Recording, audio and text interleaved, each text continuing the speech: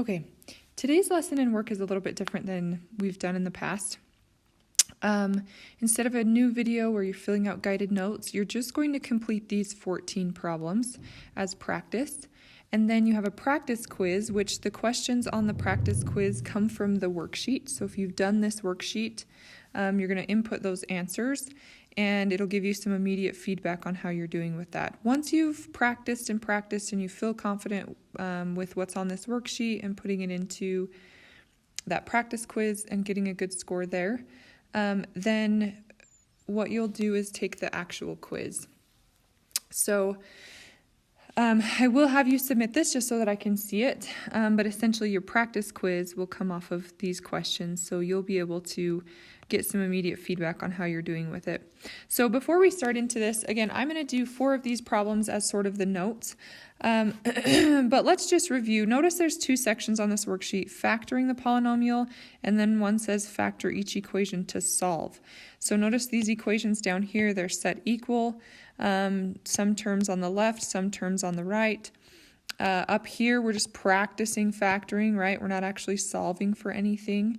So I want to walk through the steps one more time that we've covered in the last couple of videos. So the first one, I'm going to zoom in just a little bit. We're going to put this just up at the top.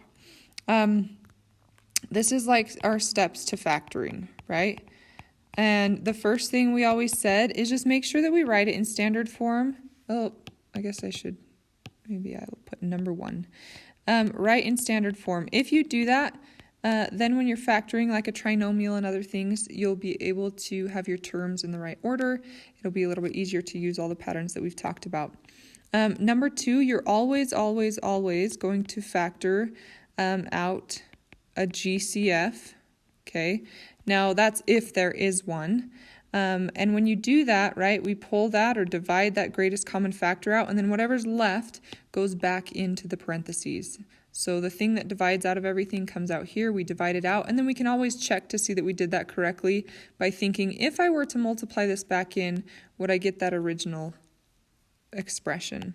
Okay, then the last thing that you're going to do is if there's still a trinomial, then you're going to factor the trinomial. Now you may only have to do steps 1 and 2 if that's all you can do, but if you can factor, because there's a trinomial inside, you'll still have that GCF out front, but then we break that trinomial into those 2 pieces that we've been practicing in section 2.5. So that's essentially, those are your steps to factoring.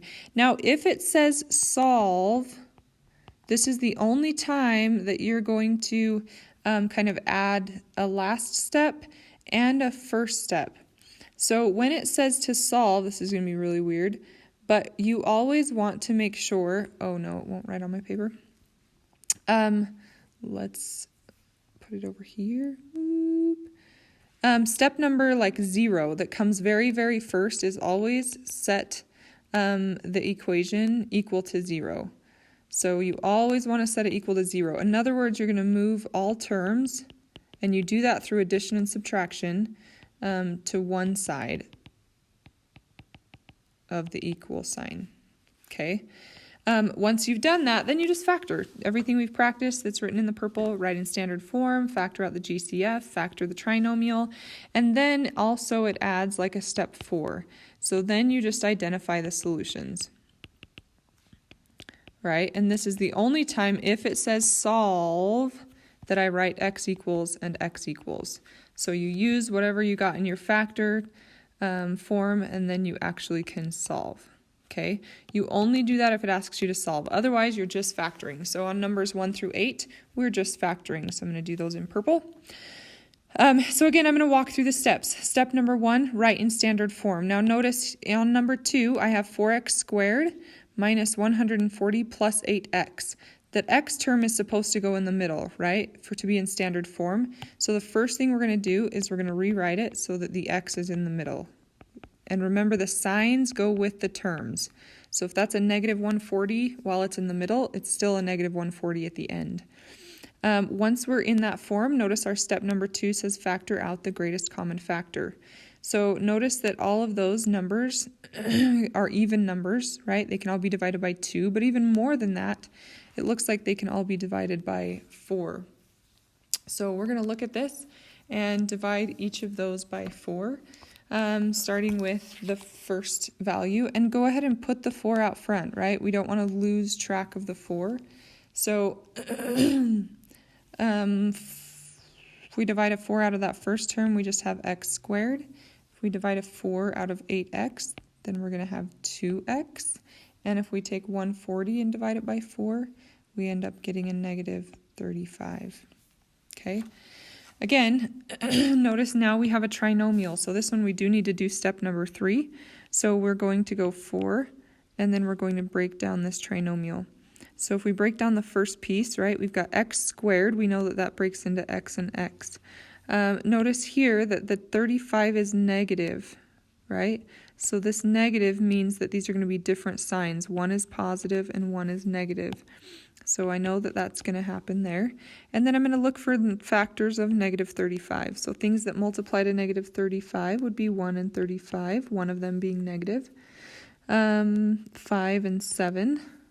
And we're looking for values, right, that have a difference of 2. So we know that it's going to be the 5 and the 7.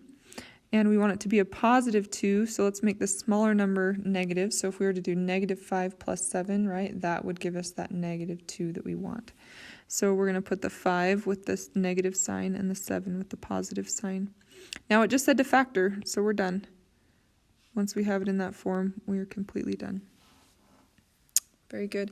Number 8. Number 8, notice it's a binomial, but you follow the same steps. So write it in standard form. Great. We've got our 6x squared term plus 9x. Second step, factor out the GCF.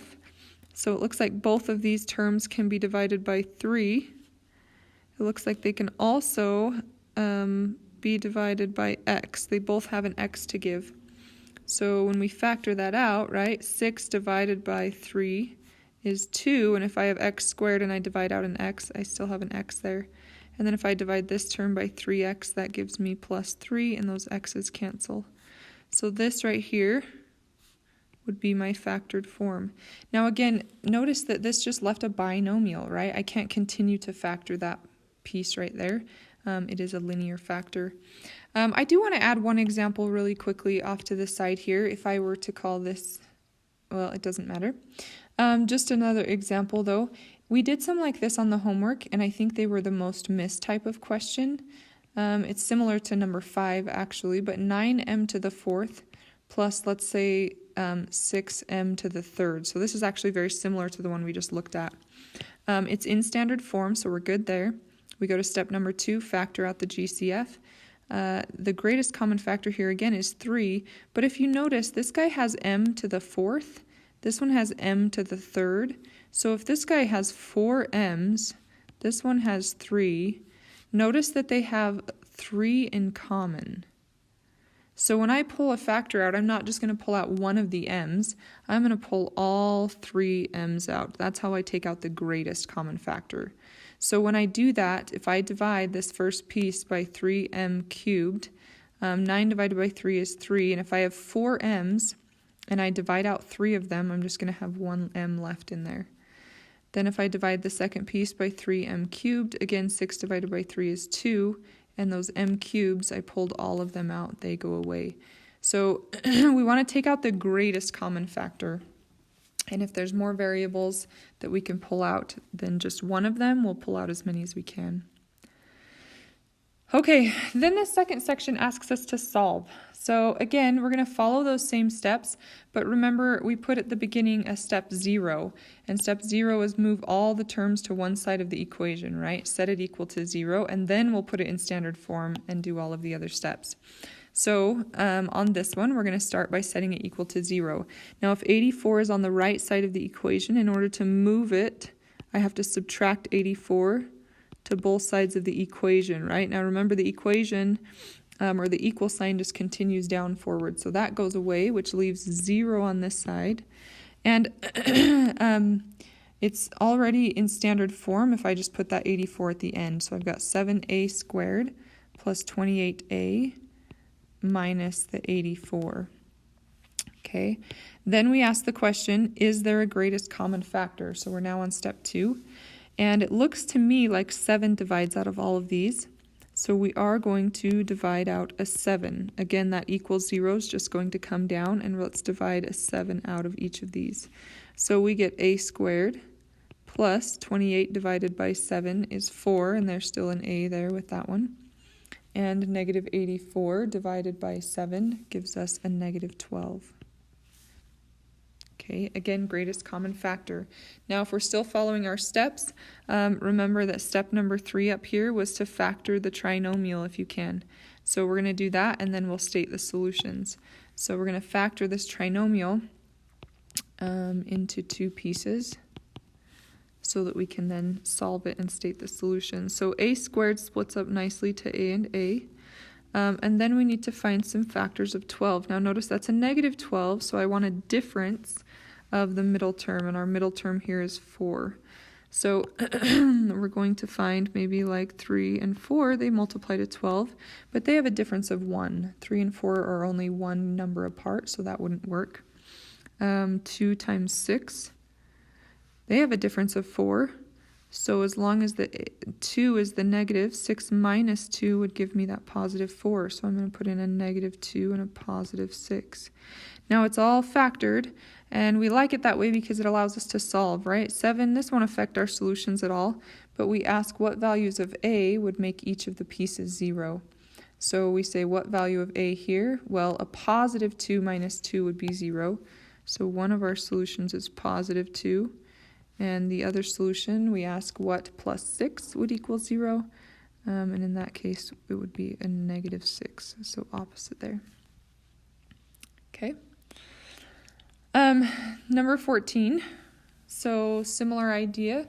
Our step number 1, again, you can look back up at your top of your worksheet, is to set it equal to 0. So we're going to take this and we're going to move it over to this side. Again, to move it across an equal sign, right? Here's my equal sign. I have to do the opposite. So I'm going to add 8x and I'm going to add 8x. Now notice this one has an x with it. So it actually will combine with that other x term. Notice up here that 84, it didn't have a variable, so it had to just sit at the end of our polynomial. So on this one, we are going to combine that. So we get 6x squared, 2x plus 8x is going to give us 10x equals 0.